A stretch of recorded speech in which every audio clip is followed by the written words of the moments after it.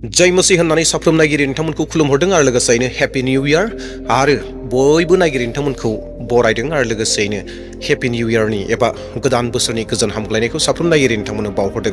अनजाग्रा ख्रिस्ट'नि बिसा नायगिरि नोंथांमोन 2025 मायथाइया नोंथांनि थाखाय माबायदिमोन? नोंथाङा 2025 मायथाइयाव माबायदि सोलिनानै दङमोन?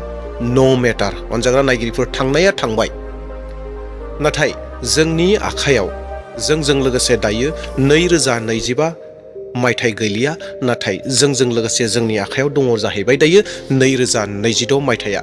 दा बेवहाय अनजाग्रा ख्रिस्ट'नि बिसा नायगिरिफोर 2025 मायथाइयाव गोबाङा सिन्था खालामदोंमोन, सानदोंमोन जानांगौ 2026 मायथाइखौ आङो मोनथों होननानै, आङो थांनानै थाथों होननानै। नाथाय गोबां सुबुंफोर दङ जाय सुबुंफोरा 2026 मायथाइखौ नुनो मोनाखिसै, नाथाय गोबां सुबुंफोर दङ जायफोरा 2026 मायथाइखौ मोननो हास्थायदोंमोन आरो थारैनो मोनदों।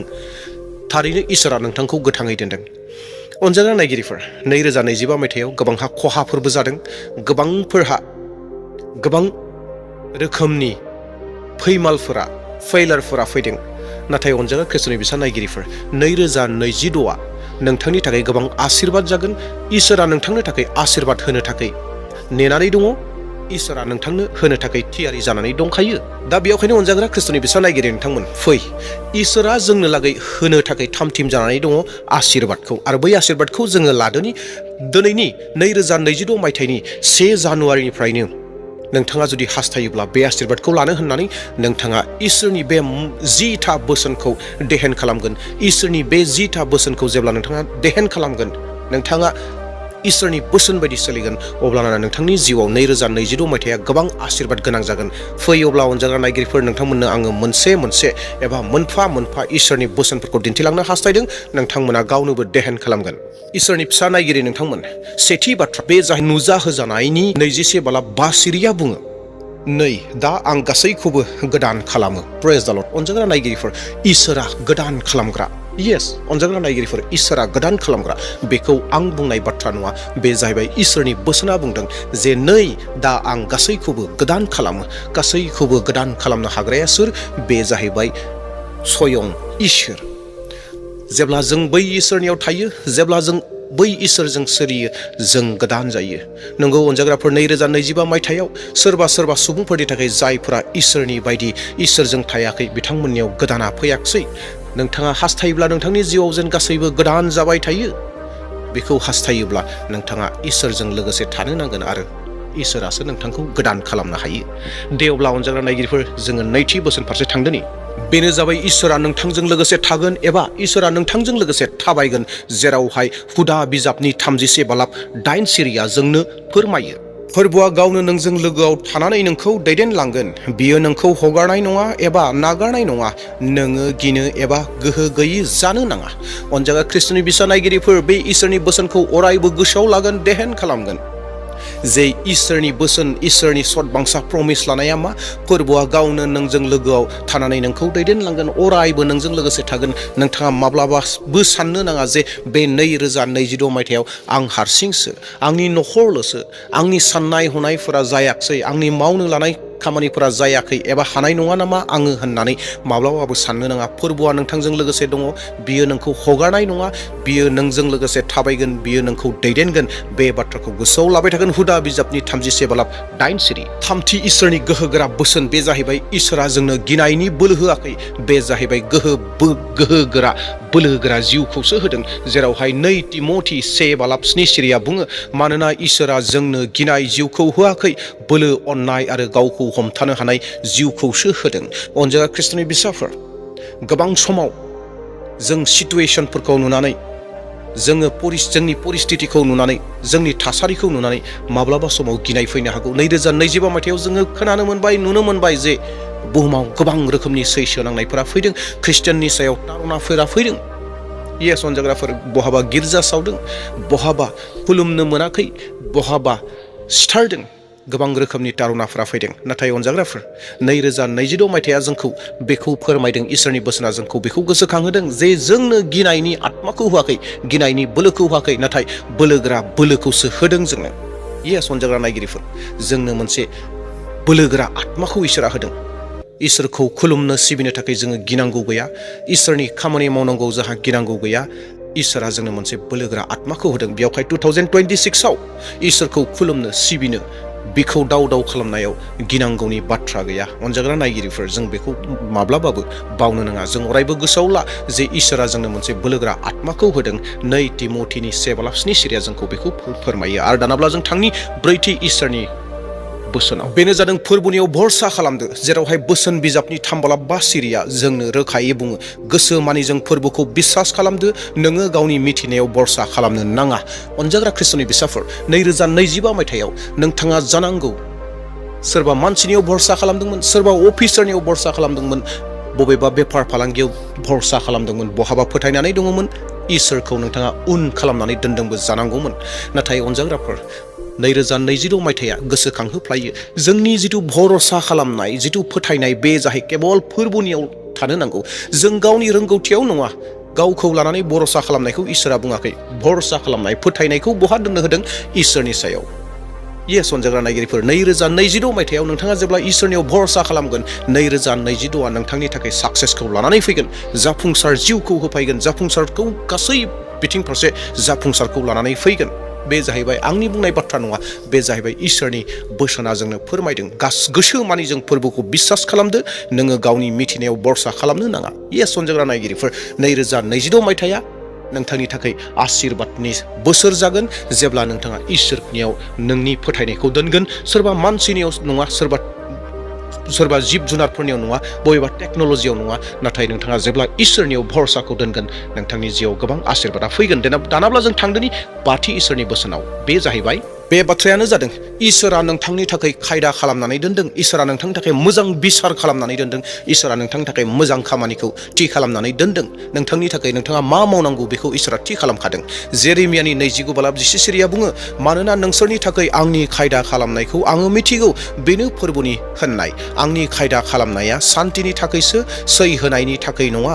आङो नोंसोरनि आसाखौ जाफुंहोगोन। प्रेज द लर्ड अनजाग्रा नायगिरिफोर, बे इसोरनि बोसोनखौ जिउआव अरायबो लानो नांगौ आरो बेखौ देहेन खालामनांगौ आरो बेबायदिनो सोलिनांगौ। माब्लाबाबो निराशा जानो नाङा। मानोना इसोरा बुंदों जे आंहा नोंसोरनि थाखाय खायदा खालामनाय दंखायो। साफ्रोमबो ख्रिस्टियान सुबुंफोरनि थाखाय, साफ्रोमबो सुबुंफोरनि थाखाय इसोरहा मोनसे खायदा खालामनाय दङ। 2026 मायथाइयाव नोंथाङा मा खामानि मावनो नांगौ, नोंथाङा बोरै सोलिनांगौ, नोंथाङा माबायदि थानो नांगौ, बेफोर गासैनि सायाव इसोरहा खायदा खालामखानाया दङ। आरो इसोरनि जिथु खायदा खालामनाय, बियो नोंनि थाखाय नस्थ'नि थाखाय नङा, नोंथांनि थाखाय मोजांनि थाखायसो इसोरा खायदा खालामदों। नोंथांनि थाखाय मोनसे इसोरहा आसनि दंखायो, बे आसनिखौ नोंथाङा लानो नांगौ। बेयावहाय अनजाग्रा नायगिरिफोर, 2026 इसोरहा नोंथांनि थाखाय आसनि दङ, खायदा दङ। 6थि बाथ्रा ख्रिस्ट'नि बिसा नायगिरि नोंथांमोन, बेनो जाहैबाय इसोरा नोंथांनो जर होगोन एबा बोलो होगोन। जेरावहाय जेसायानि 4:30 सिरिया बुङो, बिसोरो गोदान जर मोनदेरलांगोन, बिसोरो खुरुवा दाउनि समान गांखंजों गोजौआव बिरलांगोन, बिसोरो खारब्लाबो मेंनाय नङा, थाबायब्लाबो लेलायनाय नङा। प्रेज द लर्ड अनजाग्रा नायगिरिफोर, जेब्ला जोङो इसोरजों लोगोसे थायो, जेब्ला जोङो इसोरजों नांनानै थायो, इसोरा जोंनो मा आशीर्बादखौ होयो? बे जाहैबाय जोंनि गासैबो थांना थानाय समाव जि खैफोदफोर फैगोन, जेंनाफोर फैगोन, जेखि दुखु दाहा फैया मानो, गासैजोंबो दावहा नांनानै सैसोलांनानै जोङो देरहासारखौ मोनहैगोन। इसोरा जोंनो बे जरखौ होयो, इसोरा जोंनो बे बोलोखौ होयो आरो जोंखौ बुंदों खुरुवा दाउनि समान होननानै। खुरुवा दाउजों समान गांखं गोनां खुरुवा दाउ बायदि जोङो बिरखोलांगोन आरो गोजौसिनाव सहैगोन। बेखौ इसोरा जोंनो मोनथिहोदों। दा बेयावहाय अनजाग्रा नायगिरिफोर, 2026 मायथाइया नोंथांनि थाखाय आशीर्बाद गोनां। नोंथाङाबो बिरखोलांनो हागोन, खालि बे बोसोनखौ देहेन खालामदो। अनजाग्राफोर, नोंथाङा माब्लाबाबो मेंग्लिनाय नङा, नोंथाङा इसोरनिफ्राय जरखौ मोनबाय थागोन। इसोरा नोंथांनो जरखौ होगोन। दे दानाब्ला जोङो थांदोनि 7थि इसोरनि बोसोनाव। बे बाथ्रायानो जाबाय आरजनि बिर जानाय आरो आरजनि गेजेरजों बिनाय। अनजाग्रा ख्रिस्ट'नि बिसा नायगिरिफोर, इसोरा जोंनो राहा लामा होनानै गालांदों। जोंनि गोसोनि हास्थायनाय, जोंनि लुबैनायफोरखौ इसोरनो मोनथिहोनो थाखाय आरो उइदाउट एनि प्रब्लेम, उइदाउट एनि गोनो गोथो जोङो इसोरनो बुंनो हायो आरो इसोरा जोंनि बिनायखौ खोनासङो आरो जोंनो होयो। जेरावहाय फिलिपियारि 4:6 सिरिया बुङो, मुङा मुंसेनिबो थाखै दा जिंगासि, नाथाय जेब्लाबो आरज खालामनायाव बाख्नायनायजों इसोरनो नोंनि नांगौखौ मिथिहोदो। अनजाग्रा ख्रिस्ट'नि बिसाफोर, जोंनि गासै दुखु दाहा, जोंनि नांगौ गोनांथिफोरखौ खोनासंनो थाखाय सासे दङ। बे जाहैबाय जिसु ख्रिस्ट', जाय जिसु ख्रिस्ट'आ नोंथांनि गासैखौबो खोनासंनो थाखाय थामथिम जानानै दङ। अनजाग्राफोर, मानसि नङा बियो। नोंनि खावलायनायखौ खोनासंनो हायै, नोंनि बुंनायखौ नाजावनो हायै मानसि नङा। बियो जाहैबाय इसोर, नोंथांनि गासैबो खावलायनायखौ लानो थाखाय, नोंनो फिननाय होनो थाखाय रेडि जानानै दङ। 2026आव नोंथाङा बे खामानिखौ माव। 2025 मायथाइयाव नोंथाङा जुदि बिनो रोङाखैमोनब्ला, नोंनि गोसोनि हास्थायनायखौ जुदि इसोरनो मोनथिहोनो रोङाखैमोनब्ला, नोंथाङा 2026आव बे खामानिखौ माव। मानोना इसोरा नोंथांनो 2020 मायथाइयाव बेखौ होनानै दोनखादों। दे अब्ला जोङो थांदोनि 8थि बाथ्रायाव। 8थि इसोरनि बोसोन बेनो जादों इसोरनि होनानै दोननाय सान्ति, जि सान्तिखौ इसोरा साफ्रोम सुबुं माहारिनो होनानै गालांदों। अनजाग्रा नायगिरिफोर, जेरावहाय जहननि 14:27 सिरियाव ओरैहाय बुङो, आङो नोंसोरनियाव सान्तिखौ गालाङो, बे सान्तिया आंनिनो, बेखौनो आङो नोंसोरनो होयो। संसारा जेरै होयो आं बेबादि होआ। नोंसोरो दा जिंगासि उसाव बादाव दाजा आरो दागि। अनजाग्रा ख्रिस्ट'नि फिसाफोर, सान्ति नागिरनानै बुहुमनि मानसिफ्रा मा खामानि मावाखै? सान्ति मोननो थाखाय मुलि जायो, सान्ति मोननो थाखाय सोरखौबा सिथारो, सान्ति मोननो थाखाय सोरबा बहाबा खारलाबायदों, सान्ति मोननो थाखाय हाग्रा बंग्रायाव थाहैबायदों, तपस्या खालामबायदों, सान्ति मोननो थाखाय गोबां रोखोमनि खामानिफोरखौ मावदों। नाथाय अनजाग्रा ख्रिस्ट'नि बिसा नायगिरि नोंथांमोन, नोंथांनो थाखाय, आंनो थाखाय, जों बयनोबो लागै इसोरा सान्तिखौ होनानै गालांदों। आरो बे सान्तिया सुबुं होनाय सान्तिनि बाथ्रा नङा, जिखौ दान्दिसे समनि थाखाय सोरबाया जौ लोंनानै सान्ति लादों 1 मिनिटनि थाखाय। नाथाय इसोरनि जिथु होनाय सान्ति, बे अरायनि सान्ति। सोरबाया मुलि लोंनानै नाइट स्लिपिं, जिथु उन्दुग्रा थेन्थ'ग्रा मुलि लोंनानै दान्दिसे सम थोन्थौलांदों आरो बेजों बियो सान्ति लादों।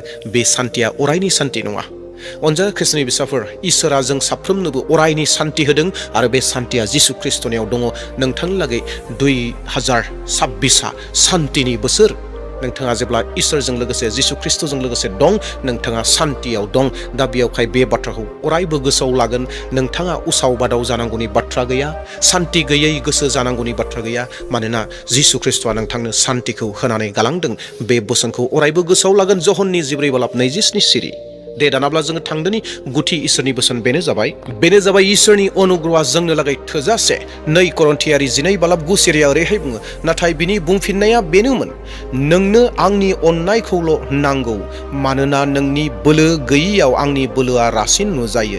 बेनिखायनो आंनि बोलो गैयिनि थाखाय आङो बिमायनो रंजायो, मानोना आं बोलो गैयि जाब्ला ख्रिस्ट'आ बोलोग्रायै बेंनायखौ आं मोनदों।